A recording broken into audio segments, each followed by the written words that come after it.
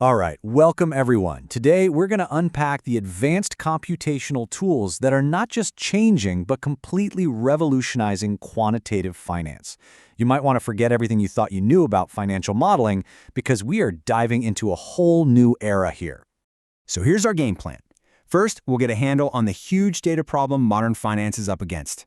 Then, we're going to explore 3 totally new kinds of tools designed to tackle it. And finally, we'll put it all together into what we can call the Modern Quant Toolkit. Okay, let's jump right in. To really get why we need these new tools, you first have to appreciate the incredible scale and, frankly, the messiness of the data they have to work with. Today's markets are just a fire hose of what we call high-dimensional data. And this isn't just about stock prices anymore. Oh no. We're talking tick-by-tick trades, satellite images of oil tankers, what people are saying on social media, the entire options chain, you name it.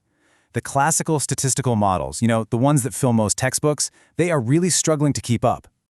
So, and this is the key takeaway, we don't just need a single, better model. We need a whole new toolkit. It's less like finding one magic bullet and more like building a set of specialized instruments, where each one is designed for a very specific, fundamental challenge that quants are facing every single day.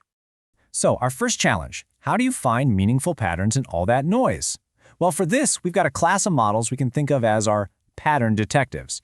Their whole job is to sift through these mountains of data and find the clues that actually matter. Now, the big idea here, and it's a pretty brilliant one, is to stop treating financial data like a simple sequence of numbers. Instead, what if we represent it as an image?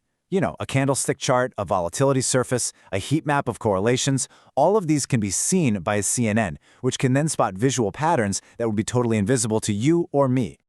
And what's really cool is how this process works. We take something abstract, like a time series, and we turn it into a concrete 2D picture. Then, the CNN uses these special filters. Think of them like little magnifying glasses, to scan for specific shapes and patterns, maybe a breakout or a reversal. Finally, it pulls all those little features together to make a forecast. But hey, CNNs aren't the only detectives on the case. We also have support vector machines, or SVMs. While a CNN is your go-to for digging through huge data sets like satellite photos, an SVM is this really robust, mathematically solid alternative. It's especially great when your data is a bit scarce or messy, like when you're trying to predict credit defaults. All right, let's move on to the next challenge, because this is where things start to build on each other. We have to understand that markets aren't just a bunch of individual stocks. They're complex, interconnected networks. And to understand them, we need what I call market cartographers. This quote just nails it. A company's stock price isn't just about its own history. It's deeply tied to its relationships, to its suppliers, its competitors, the big funds that own it, and the market as a whole. If you ignore those connections, you're missing a massive piece of the puzzle. So how do we actually model this? We build a graph. It's simple, really.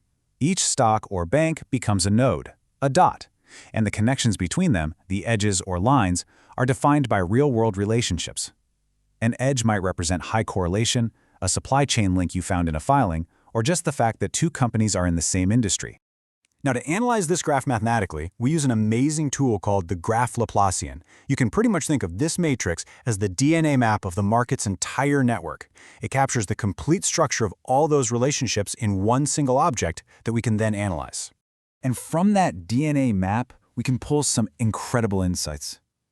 One of the most powerful is this single number called the Fitler value. It's basically a measure of how robust and connected the whole market network is. And here's the wild part. Empirically, we've seen this number collapse right before a major crisis. Think 2008, think 2020. It acts as this fantastic early warning system for systemic risk. Okay, our third and final challenge. What if we could build a model that doesn't just learn from data, but also from the fundamental mathematical laws we already know govern finance? This is where our AI apprentices enter the picture. See, for decades, quants have used these really elegant math equations, like the Black-Scholes partial differential equation, a PDE, to describe how derivative prices are supposed to behave. You can think of these PDEs as the laws of physics for finance. They are foundational. This is what makes physics-informed neural networks, or PINs, such a game changer. A PIN isn't just trained to fit market data, it's also trained to obey the financial PDE. It's like an AI apprentice that's forced to go to school and learn financial theory.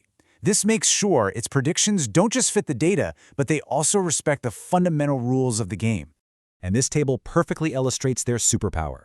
Pins solve what's known as the curse of dimensionality. See, traditional methods like finite differences, they just fall apart when you try to price complex options on, say, 50 or 100 different assets. The computing cost explodes, but a pin can handle it, and that opens up a whole new world for pricing and risk management. Okay, so let's pull all of this together and take a look at what our new, modern toolkit actually looks like. Here it is, our conceptual map. It's all about having different tools for different jobs. For prediction and classification using complex data, we bring in our pattern detectives, like CNNs.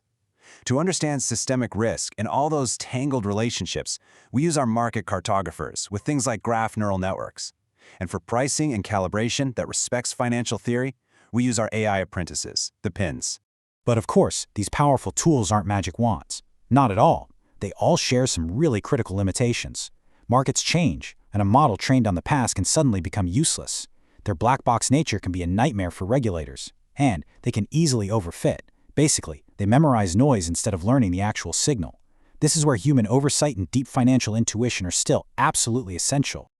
And that leaves us with a final, pretty provocative question to think about.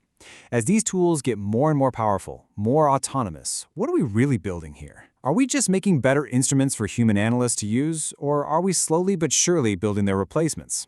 That's definitely something to chew on. All right, that's all for today.